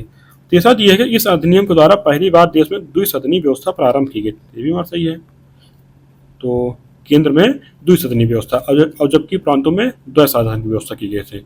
चौथा ये है कि पहली बार सदस्यों को अनुपूरक प्रश्न पूछना तथा बजट पर संकल्प रखने का अधिकार दिया। ये अधिकार यहाँ नहीं दिया गया था, ये दिया गया था भारत शासन अधिनियम 1909 में दिया गया था। तो चौथा हमारा गलत है, तो 1 2 3 हमारा सही, तो विकल्प हमारा सी हो जाएगा। अगला प्रश्न देखते हैं। दिए गए कि 26 जनवरी 1950 संविधान लागू होने के बाद विभिन्न संविधान संशोधनों के द्वारा कौन कौन से भाग संविधान में जोड़े गए?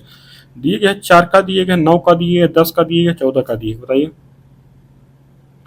तो उसमें क्या है ना कि संविधान लागू होने के बाद समय समय पर भारतीय संविधान जैसे भाग 4 का जोड़े गए हैं, भाग 9 का जोड़े गए हैं, एक 9 का भी जोड़ा गया भाग, और भाग 14 का भी जोड़ा गया है, जबकि 10 का नहीं जोड़ा गया है। तो 1 2 4 हमारा सही है, तुम्हारा विकल्प जो है बन जाएगा। जिसमें क्या है ना कि 42वें संविधान संशोधन के द्वारा भाग 4 का और 14 का जोड़े गए थे, और जबकि 74वें संविधान संशोधन अधिनियम 1992 के द्वारा भाग 9 का जोड़ा गया था, जबकि 97वें संविधान संशोधन 2011 द्वारा 9 का जोड़ा गया था। विकल्प हमारा बी हो जाएगा। अगला प्रश्न देखते हैं। दिया गया है कि पहला कथन इसमें कि महाराष्ट्र राज्य ने अपने पहले संविधान उद्यान की स्थापना 29 अप्रैल 2024 को नागपुर में किया। दूसरा कथन दिया गया इस पार्क को भारतीय सेना और पुनीत बालन ग्रुप द्वारा संयुक्त रूप से विकसित की गई। बताइए इसमें क्या सही है? जो पहला कथन दिया गया है कि जो महाराष्ट्र राज्य ने अपने पहले संविधान उद्यान की स्थापना 29 अप्रैल 2004 नागपुर नहीं किया था, कहाँ की था? पुणे में। पहला कथन हमारा गलत है। और दूसरा इस पार्क को भारतीय सेना और पुनीत बालन ग्रुप द्वारा संयुक्त रूप से विकसित किया गया, तो हमारा सही है, हमारा विकल्प भी हो जाएगा। अगला प्रश्न देखते हैं। अगले प्रश्न दिया गया है कि उपराष्ट्रपति के संबंध में निम्न में से कौन सा युग सही सुनिश्चित नहीं है? एक तरफ अनुच्छेद दिए गए, एक तरफ प्रावधान दिए गए हैं। तो अनुच्छेद 64 क्या? अनुच्छेद 64 में है उपराष्ट्रपति का राज्यसभा का पदेन सभापति होना सुमेलित है। अनुच्छेद 66 में उपराष्ट्रपति का चुनाव दिए गए हैं। अनुच्छेद 65 क्या दिया? अनुच्छेद 65 दिए गए राष्ट्रपति पद की आकस्मिक रिक्तियों अथवा राष्ट्रपति की अनुपस्थिति में उपराष्ट्रपति के कर्तव्यों के निर्वहन का उल्लेख किया गया है। इसमें क्या हो जाएगा? ये माना सुनिश्चित नहीं ना। और उपराष्ट्रपति का जो कार्यकाल है ना, इसका जो प्रावधान किया गया अनुच्छेद 67 में किया गया है। और अनुच्छेद 69 में उपराष्ट्रपति द्वारा शपथ ग्रहण दिए गए थे। सुनिश्चित हमारा विकल्प सी है, सुनिश्चित नहीं है। अगला प्रश्न देखते हैं। अगले प्रश्न दिए गए कि प्रतिषेध रिट के संबंध में निम्नलिखित कथनों में से कौन सा कथन सही है? तो पहला कथन दिया कि यह सिर्फ न्यायिक प्राधिकरणों के विरुद्ध जारी की जा सकती है, ये तुम्हारा सही है। दूसरा कि यह प्रशासनिक प्राधिकरणों के विरुद्ध जारी की जा सकती है, ये हमारा गलत है। प्रशासनिक नहीं, केवल न्याय प्राधिकरण। तीसरा कि यह विधायी निकाय एवं निजी व्यक्तियों के विरुद्ध भी जारी कर सकती है, ये भी नहीं हो सकता, क्योंकि विधायी निकाय और निजी व्यक्तियों के विरुद्ध जो है इसको नहीं किया जा सकता है, ये भी हमारा गलत हो गया। चौथा कि यह अर्ध न्यायिक प्राधिकरणों के विरुद्ध जारी की जा सकती है, तो ये हमारा सही है। 1 और 4 हमारा सही, तो विकल्प ए बन जाएगा। अगला प्रश्न देखते हैं। अगला प्रश्न दिए गए कि निम्नलिखित कथनों पर विचार करें। पहला कथन दिया कि डीएनए सभी आनुवांशिक क्रियाओं का संचालन करता है। दूसरा है कि डीएनए प्रोटीन संश्लेषण को नियंत्रित करना है। और तीसरा दिया कि जीन डीएनए से बने होते हैं। बताइए इसमें हमारा कौन सही है? हमें बताना है कौन सा गलत है। गलत इसमें देखा जाए तो हमारा तीनों कथन सही है, तो हमारा हो जाएगा विकल्प इनमें से कोई नहीं। अगला प्रश्न देखते हैं। अगला प्रश्न दिया कि सूची को सूची 2 से मिलाना है। और भारत डायनेमिक्स लिमिटेड ये कहाँ भी है? ये हैदराबाद में ना। मचगांव डाक लिमिटेड ये है मुंबई में। भारत अर्थ मूवर्स लिमिटेड कहाँ है? बेंगलुरु में है। और गार्डन रिच वर्कशॉप लिमिटेड ये है कहाँ है भैया? ये कोलकाता में ना। तीसरा 2 1 4 3 हमारा पर विकल्प कौन सा हो जाएगा? ये हो जाएगा। अगला प्रश्न देखते हैं। अगले पर दिए गए कंगारू को स्तनीय वर्ग के कौन से उपवर्ग में सम्मिलित किया गया? प्रोटीथेरिया, मेटाथेरिया, यूथेरिया, इनमें से कोई नहीं, बताइए। तो जो कंगारू होता है ना, उसको स्तनी वर्ग की जो मेटाथेरिया उपवर्ग में सम्मिलित किए, विकल्प हमारा विषय हो जाएगा। तो स्तनी वर्ग में जैसे 3 उपवर्ग होते हैं, जैसे प्रोटीथेरिया हो गया, मेटाथेरिया हो गया, यूथेरिया। प्रोटोथेरियम कौन होते हैं? जो अंडे देते हैं। और मेटाथेरियम कौन होते हैं? ये अपरिपक्व बच्चों को जन्म देते हैं। और यूथेरिया मतलब होता है, यूथेरिया में ये पूर्ण विकसित शिशुओं को जन्म देते हैं। इस तरह हमारा विकल्प भी हो जाएगा। अगला प्रश्न देखते हैं ना, दिए गए कि लसिका में उपस्थित कौन एक हानिकारक जीवाणु का भक्षण करके रोगों की रोकथाम में सहायक होता है? दिए गया है कार्टेक्स, लाइपेज, लिम्फोसाइट, नेफ्रॉन। बताइए। तो इसमें क्या है ना कि लसिका क्या है? लसिका एक हल्के पीले रंग का द्रव होता है। लसिका उतक से हृदय की ओर एक ही दिशा में बहता है। और लसिका में पाई जाने वाली कणिकाएं लिम्फोसाइट कहलाती हैं। ये वास्तव में श्वेत रुधिर कणिकाएं होती हैं। कौन होती हैं? WBC होती हैं। WBC होती हैं जो हानिकारक जीवाणु को भक्षण करके रोगों की रोकथाम में सहायक होती हैं। विकल्प हमारा सी हो जाएगा। अगला प्रश्न देखते हैं, दिए गया कि निम्नलिखित में से कौन सा कार्य यकृत द्वारा नहीं किया जाता है? दिए गया कि हिपैरिन नामक प्रोटीन का उत्पादन करना, ये तो किया जाता है। दूसरा कि फाइब्रोनेजिन नामक प्रोटीन का उत्पादन करता है, भी किया जाता है। तीसरा कि शरीर के ताप को बनाए रखना, ये भी किया जाता है। चौथा है कि वसाओं का इमल्सीकरण करना। ये किसके द्वारा किया जाता है? ये किया जाता है भैया, ये लीवर द्वारा नहीं किया जाता है। जबकि वसाओं का इमल्सीकरण जो है पित्ताशय में जमा जो है पित्त रस द्वारा किया जाता है। किसके द्वारा? पित्त के द्वारा किया जाता है ना। तो ये हमारा सुनिश्चित नहीं है, तो ये मैं बताना था। अगला प्रश्न देखते हैं, दिए गए कि निम्नलिखित में से किस एक की कमी से दांत झड़ने की समस्या उत्पन्न हो जाती है? दिए गए फ्लोरीन, आयोडीन, आयरन, टोकोफिलार। फिलहाल बताइए। तो इसमें जो है ना कि फ्लोरीन की कमी से दांत झड़ने की समस्या उत्पन्न हो जाती है। विकल्प हमारा ये सही हो जाएगा। आयोडीन क्या भैया? इसमें आयोडीन की कमी से थायराइड ग्रंथि में वृद्धि हो जाती है, जिसे घेगा रोग कहा जाता है। और आयरन आयरन की कमी से एनीमिया रोग हो जाता है। टोकोफेराल की कमी से बांझपन एवं नपुंसकता आ जाती है। ये हमारा विकल्प ये सही हो जाएगा। अगला प्रश्न देखते हैं, कथन और कारण दिए गए। कथन दिए खुली वायु में कुछ दिन छोड़ देने पर चांदी की वस्तुएं काली होने लगती हैं। कारण दिए गए, चांदी वायु में उपस्थित ऑक्सीजन से अभिक्रिया कर सिल्वर सल्फाइड का निर्माण करती है। बताइए इसमें क्या सही है? इसमें देखा जाए ना, कथन में सही, कारण से जो कारण है कथन की व्याख्या करें। विकल्प हमारा ये सही हो जाएगा। अगला प्रश्न देखते हैं, अगला प्रश्न है कि निम्नलिखित में से कौन सा एक युग्म सही सुमेलित नहीं है? दिए गया है कि मूल राशि दिए गए, एसआई मात्रा दिए गए। तो पदार्थ की मात्रा जो मात्रक होता है उसके मोल है। और ज्योति तीव्रता इसका जो एसआई मात्रक है कैंडेला है। उष्मागतिक ताप जो इसका एसआई मात्रक है केल्विन है।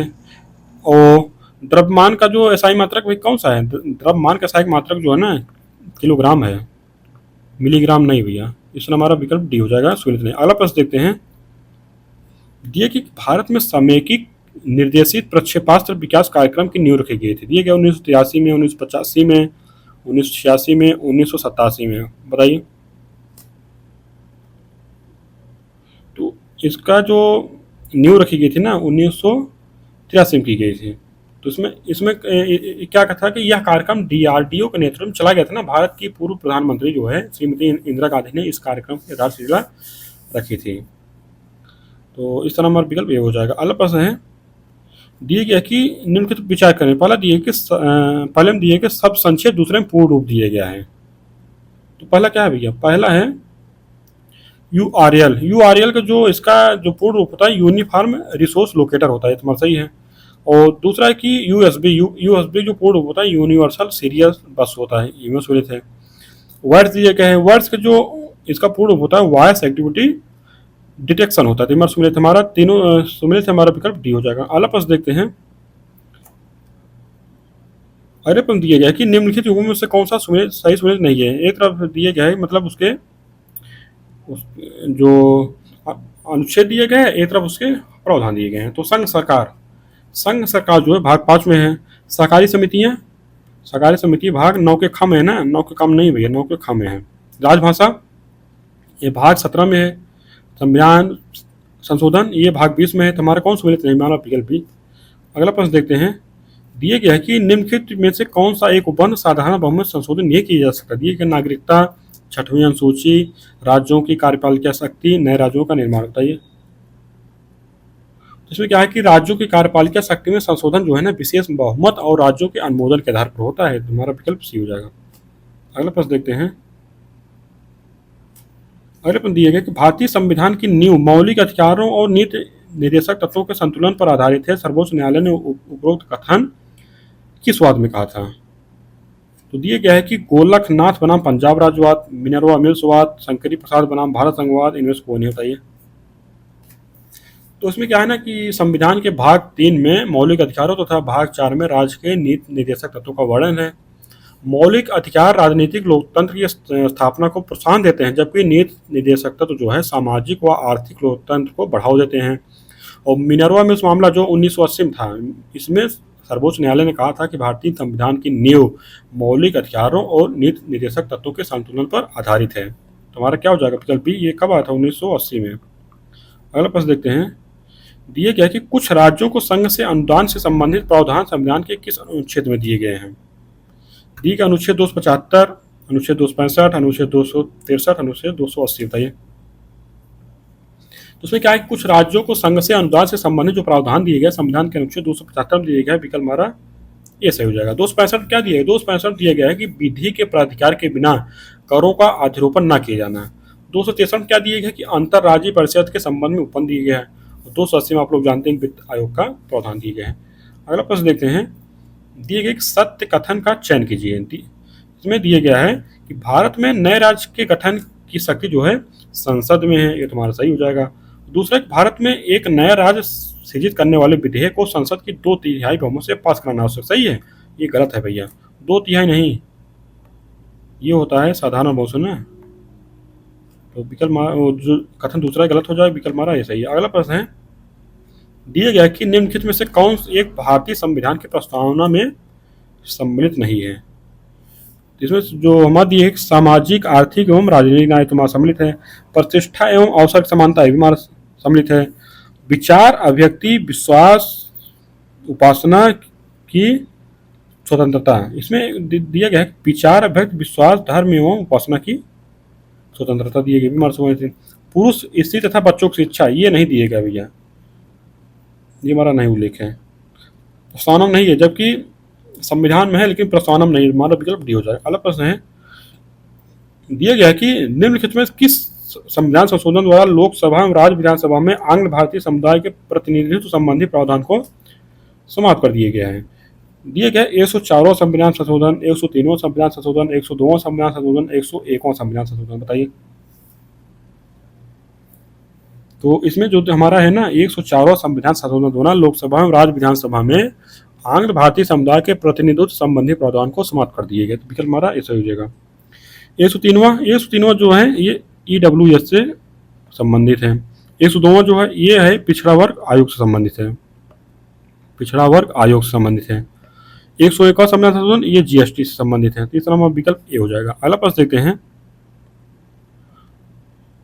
अगला प्रश्न दिए गए भारतीय नागरिकता प्राप्त की जा सकती है। दिए गया है कि किसी भूभाग के भारत में सम्मिलन से, ये तुम्हारा सही है। दूसरा है कि रक्त संबंध या वंशक्रम द्वारा, ये भी हमारा सही है।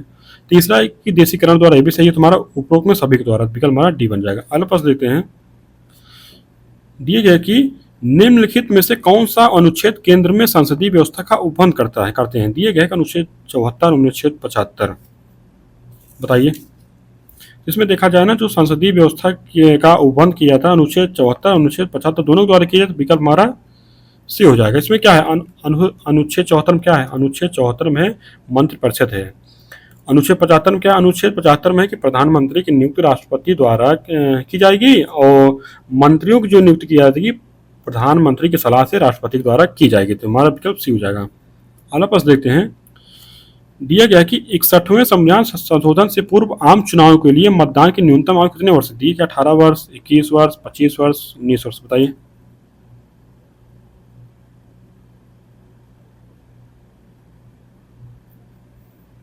तो इसमें क्या है ना कि मूल संविधान में आम चुनाव के लिए मतदाता की न्यूनतम आयु 21 वर्ष थी, जिसे 61वें संविधान संशोधन अधिनियम 1968 द्वारा 18 वर्ष कर दिया गया है ना। तुम्हारा विकल्प कौन सा हो जाएगा?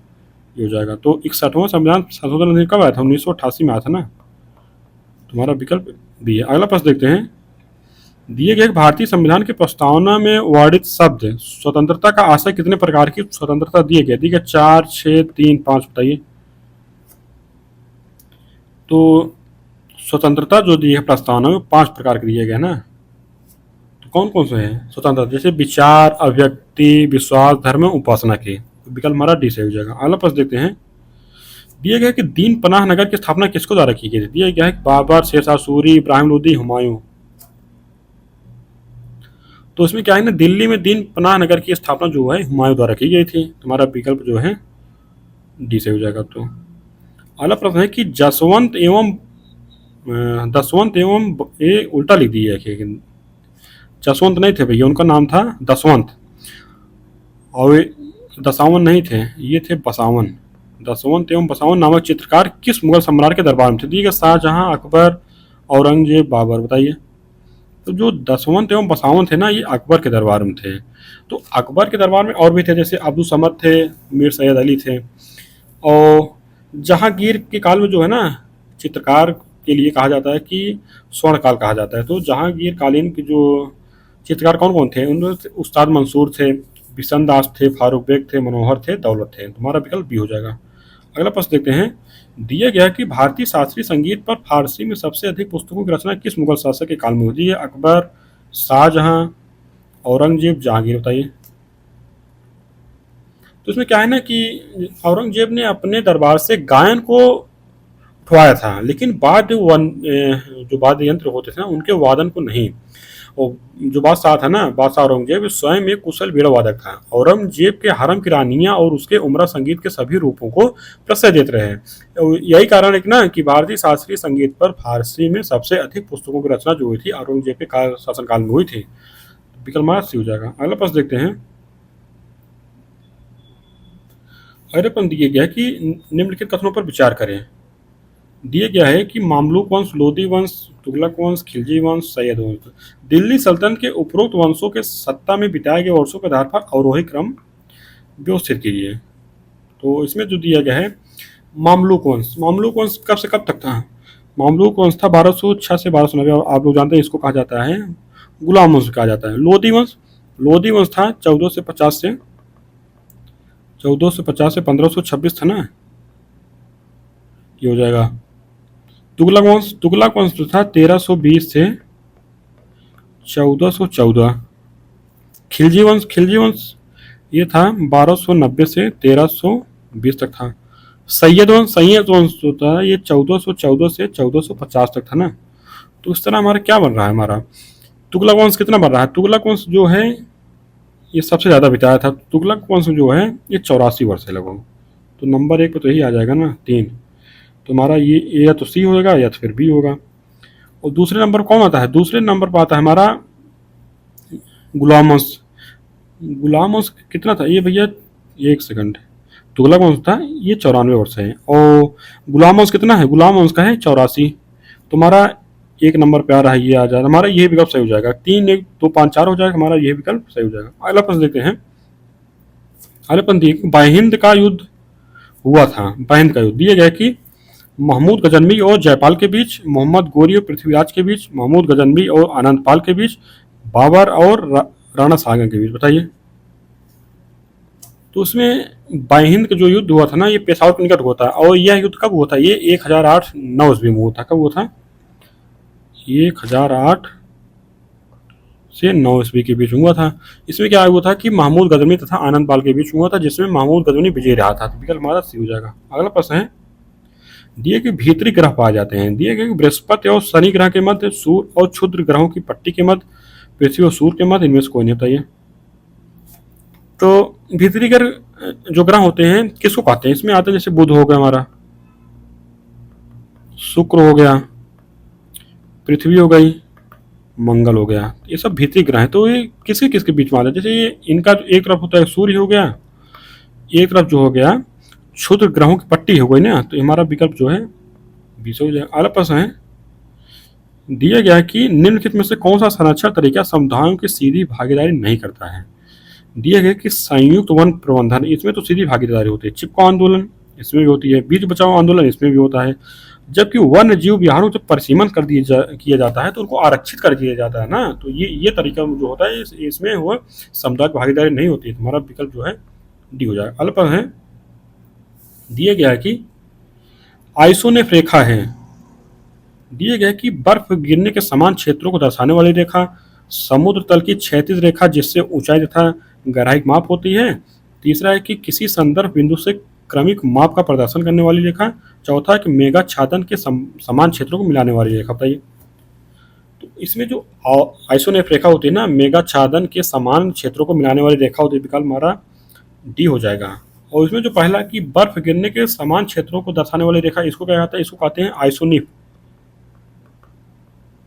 आइसोनिफ कहते हैं। और समुद्र तल की क्षैतिज रेखा जिससे ऊंचाई तथा गहराई की माप होती है, इसको क्या कहते हैं, आप लोग जानते हैं इसको, डेटम रेखा।